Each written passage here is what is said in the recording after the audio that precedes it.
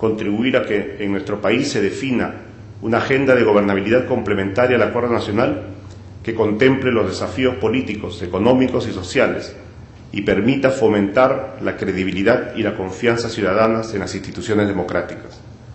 Por todo esto, como ven, es que la Universidad de San Martín de Porres tiene especial interés en que el siempre esencial tema de la democracia esté presente en la agenda pública, académica y del esfuerzo editorial. Y por lo mismo nos honramos esta noche en tener los comentarios de los doctores Luis Bedoya Reyes, fundador del Partido Popular Cristiano, Francisco Miro Quesada, director del diario El Comercio, politólogo y profesor de nuestra Facultad de Derecho, y Max Hernández, secretario ejecutivo del Acuerdo Nacional. A todos ellos, nuestro agradecimiento especial, y a todos ustedes les reiteramos la más cordial bienvenida. Muchas gracias.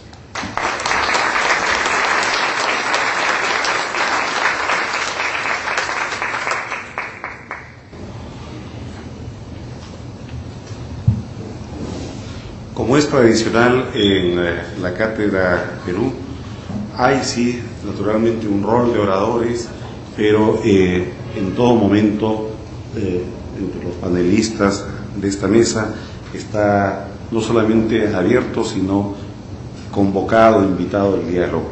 Comenzaremos en el orden que corresponde. Doctor Bedoya Reyes. Donde usted guste, doctor.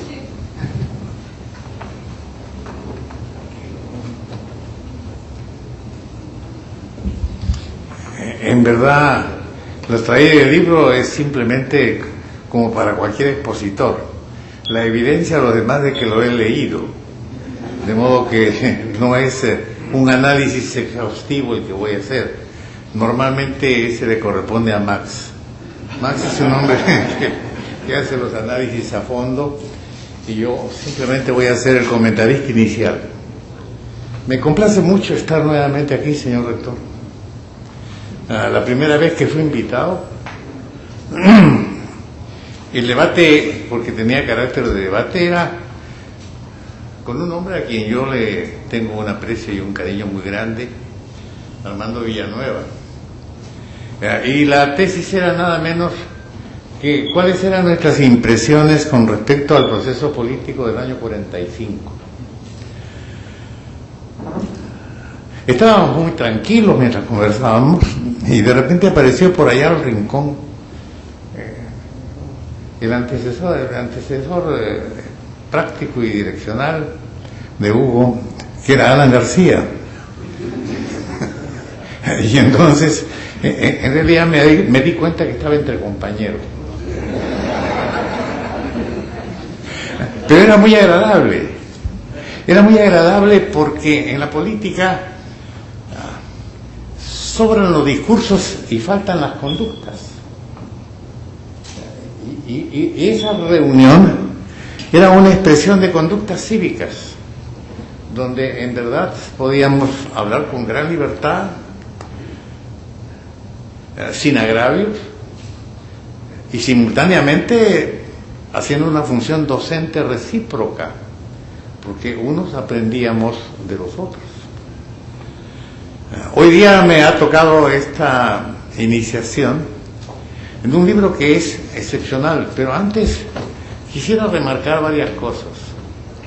Me ha sorprendido y al mismo tiempo me ha agradado muchísimo que la Cátedra de las Américas haya sido la propuesta de un embajador peruano en la OEA, Alberto Borea Odría, hombre muy inquieto en el campo del pensamiento.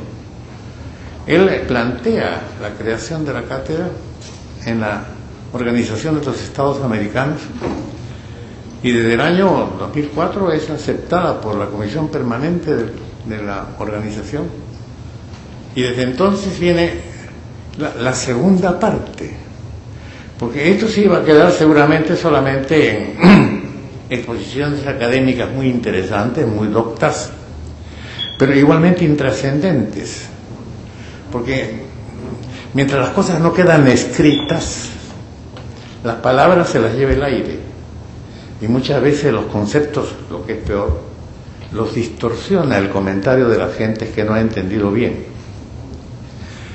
Algo más. A veces en la reconstrucción de las exposiciones hay tales errores, sobre todo en la construcción gramatical, saber poner las comas, puntos y comas y los puntos, que llega a trastocarse el pensamiento de un orador o a no entenderse, lo cual es extremadamente grave cuando de comentarios se trata, porque pueden ser mal interpretados en alguna oportunidad. En esa presentación inicial de hace varios años, bastantes años, pero en este mismo sitio, por eso me he acordado, el debate con Armando era ¿por qué se fracasó en el esfuerzo del año 45? Este ya es el esfuerzo casi de un siglo después. Estoy hablando del esfuerzo del año 45, cuando terminada la Segunda Guerra Mundial, viene un problema con respecto al proceso electoral nacional. Termina el gobierno del señor Manuel Prados, su primer gobierno, y al mismo tiempo postulan candidatos que terminan congregando en don José Luis Bustamante y Rivero la opción electoral que terminó siendo la preferencial. ¿Por qué se fracasó? Lo digo y lo traigo a la memoria porque detrás de la lectura que ustedes pueden hacer de este volumen, nuevamente se plantean en la porfía del ser humano,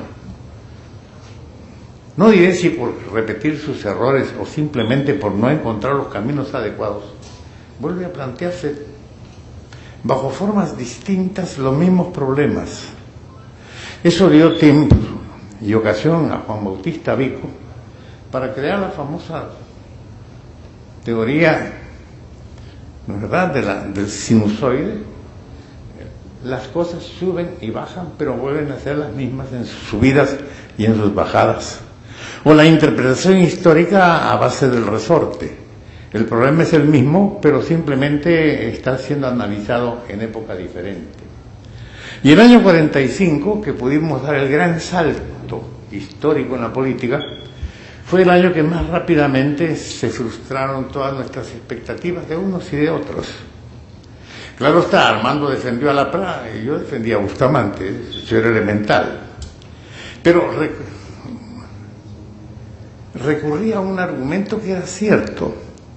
Me había tocado, cuando veníamos del Colegio Militar Leoncio Prado, recién constituido el año 44, venir siempre con un hombre muy agudo en el examen, doctor Cárcamo, catedrático de Química en la Facultad de Ciencias de la Universidad de San Marcos y circunstancialmente diputado.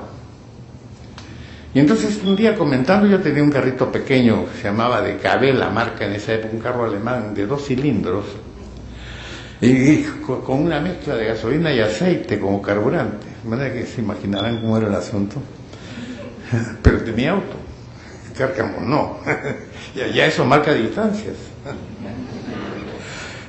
Y entonces conversábamos en el camino, sin distraerme yo de manejar, y él me hizo una observación muy aguda. Me dijo, una vez que los cuerpos toman una direccionalidad, con eso se forma una estructura y es muy difícil que cambien. El APRA tiene 25 a 30 años en la oposición. Ha hecho de la oposición un sistema. Y el año 45 no se ha dado cuenta que llegó al gobierno.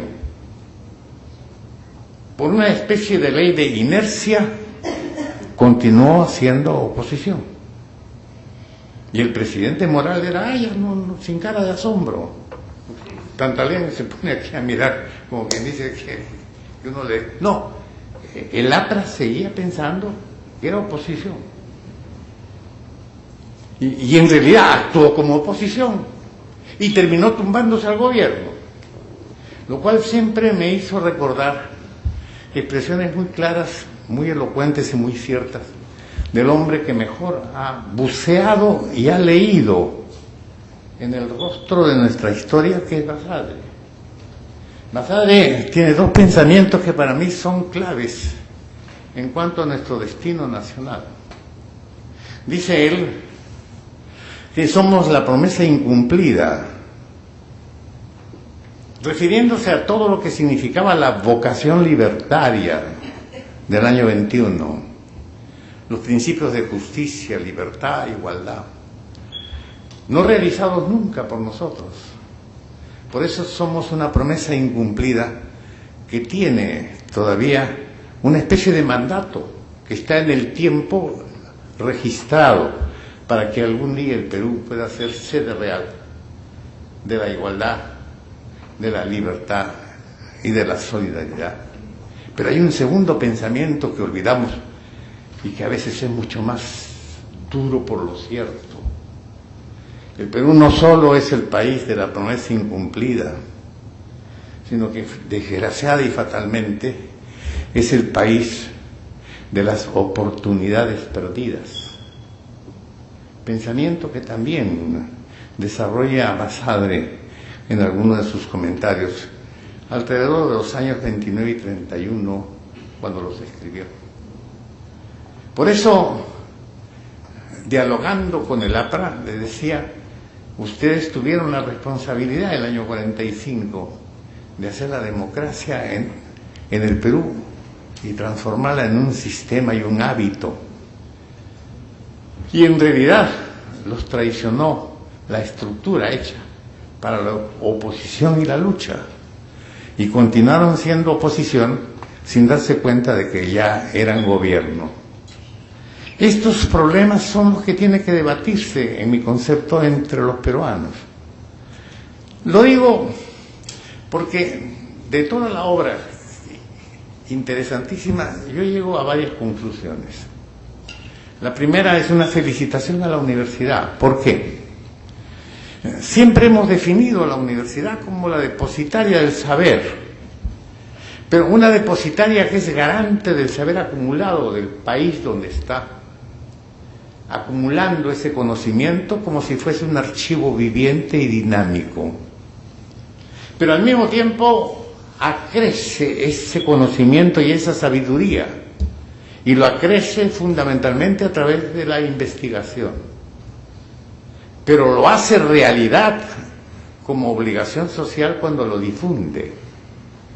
Entonces, los tres capítulos básicos del destino y la función de una universidad, depositaria del saber, acrecentando el poder y mediante la investigación terminar difundiéndolo, lo está haciendo esta universidad a través de estas publicaciones, que no habrían podido, primero, llegar a nuestro poder si es que la universidad no hubiera solventado este no pequeño gasto, reconocido así incluso por el secretario general de la OEA en el prólogo, y fundamentalmente originando diálogos como este, en donde mal que bien se divulga un conocimiento político. Hay entonces una felicitación para el autor de la idea y hay una felicitación para quien ha tomado a su cargo concretarla a través de esta difusión del pensamiento político continental. La lectura es muy curiosa, porque hay una especie de caleidoscopio, ¿verdad?, de posiciones, pensamientos y materias.